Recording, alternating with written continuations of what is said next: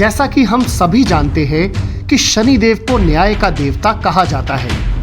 शनिदेव का नाम कानों में पड़ते ही हर किसी की आत्मा सूख जाती है और जिनकी राशि पर शनिदेव की ढैया या साढ़े साती चल रही हो, उन्हें बहुत ही परेशानियों का सामना करना पड़ता है। ना सिर्फ पृथ्वी जीव, पर शनि के नाम से देवता तक सिहर उठते हैं। आज हम आपको ऐसा बेजोड़ उपाय बताएंगे जिससे आप शनि के प्रकोप से ना सिर्फ बच सकते हैं, बल्कि शनि दशा का लाभ भी उठा सकते हैं। सदियों से मनुष्य का यही प्रयास रहा है कि कैसे शनिदेव को प्रसन्न किया जाए। ऐसा इसलिए क्योंकि कहा जाता है कि शनिदेव के प्रकोप से व्यक्ति के बुरे दिन आने शुरू हो जाते हैं। लेकिन क्या आप जानते हैं कि शनिदेव हनुमान जी के भक्तों को कभी नहीं सताते? अब मैं आपको इसकी वजह बताता हूँ। दोस्तों, जब रावण के पुत्र मेघनाद का जन्म हुआ था, उस समय आकाश में शनिदेव का प्रभाव अपने चरम पर था और शनि ग्रह के इसी प्रभाव के कारण मेघनाद अमर नहीं हो पाया था। रावण इस बात से बेहद क्रोधित था। हम सब जानते हैं कि रावण एक बहुत बड़ा योगी था। क्रोध से भरे रावण ने अपने योग के बल पर शनिदेव को लंका में कारावास दे दिया।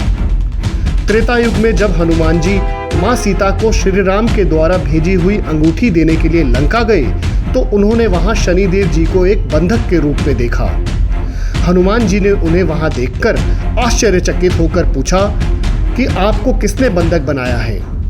शनिदेव ने उन्हें बताया, मैं शनिदेव हूं। रावण ने अपने योग बल से मुझे कैद कर लिया है। शनिदेव जी ने तब हनुमान जी से आग्रह किया कि वे उन्हें वहां से छुड़ाएं। इसके बाद जब हनुमान जी ने शनिदेव जी को रावण की कैद से मुक्ति दिला दी, शनिदेव ने प्रसन्न होकर हनुमान जी से वर मांगने को कहा। तब हनुमान जी ने कहा, कलयुग में जो भी मेरा भक्त होगा और मेरी आराधना करेगा, आप उसे कभी भी अशुभ फल नहीं देंगे। तभी से शनिवार को हनुमान जी की भी पूजा की जाती है और सभी हनुमान भक्तों पर शनिदेव की कृपा बनी रहती है।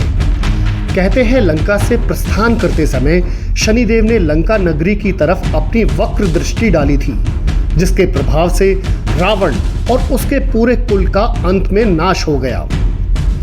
इसके अलावा एक रोचक कथा और भी है। एक बार हनुमान जी अपने प्रभु श्री राम जी के स्मरण में लीन थे। उस वक्त शनिदेव वहां आ गए और हनुमान जी को चुनौती दी कि अब कलयुग प्रारंभ हो गया है।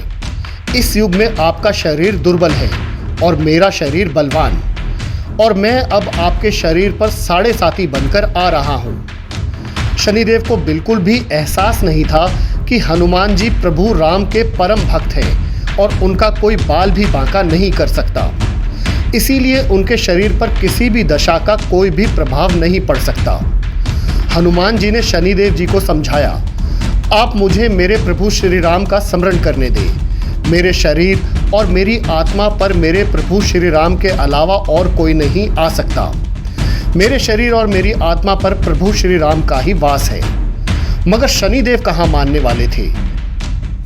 उन्होंने कहा, पूरी सृष्टि पर मेरी दृष्टि है और आप भी इससे बच नहीं सकते।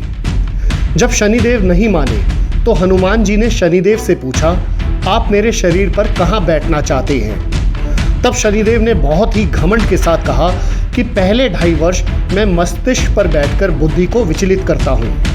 अगले 2.5 वर्ष हृदय में बैठकर मैं इंसान को रोगी बना देता हूँ और आखिरी 2.5 वर्ष में पैरों में रहकर व्यक्ति को भटकाता रहता हूँ। उस दिन शायद शनि पर शनि ही भारी था, जो वो आकर हनुमान जी के सिर पर बैठ गए। इस पर हनुमान जी ने अपने सिर पर एक पर्वत रख दिया। ये देखकर शनिदेव घबरा गए और उन्होंने हनुमान जी से कहा कि ये आप क्या कर रहे हैं?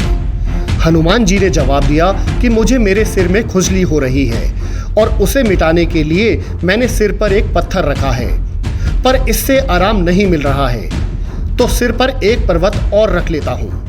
यह कहकर हनुमान जी ने एक और पर्वत अपने सिर पर रख लिया। अब शनिदेव घबरा गए और बोले, आप इससे उतारिए, मैं आपकी बात मानने को तैयार हूँ। हनुमान जी ने मुस्कुराते हुए और एक पर्वत अपने सिर पर रख लिया। शनिदेव इस बात से इतना भयभीत हुए कि हनुमान जी से बोले, हे भगवान, मैं आपके कभी करीब नहीं आऊंगा। तब हनुमान जी ने एक और पत्थर अपने सिर पर रख लिया। अब शनिदेव को पीड़ा की वजह से कुछ समझ नहीं आ रहा था। वो हनुमान जी से बोले, ना तो मैं कभी आपको परेशान करूंगा और ना ही आपके भक्तों को कोई कष्ट दूंगा। दोस्तों, यही वजह है कि हनुमान जी के भक्तों को शनिदेव कभी परेशान नहीं करते। दोस्तों, अगर आप सब भी हनुमान जी की आराधना करेंगे तो आपको शनिदेव के प्रकोपों से डरने की जरूरत नहीं है। शनिदेव हमेशा अपनी कृपा आप पर बनाए रखेंगे। जय शनिदेव, जय हनुमान।